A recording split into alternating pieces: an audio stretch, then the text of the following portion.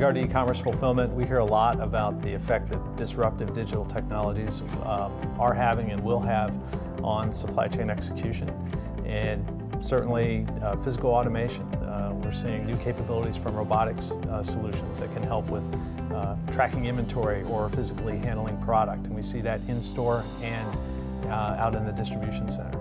Major disruptors in the omnichannel path tends to be around changing from the traditional way that this was accomplished, whether it was inventory management, whether it was fulfillment, or whether it was delivery, and how we need to accomplish that today.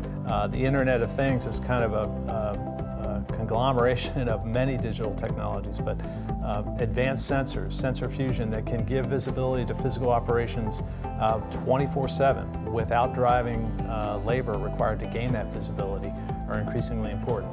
Real-time location solutions, tracking the location of people, of materials, of assets is going to be a critical technology in helping companies to operate more effectively in this new environment.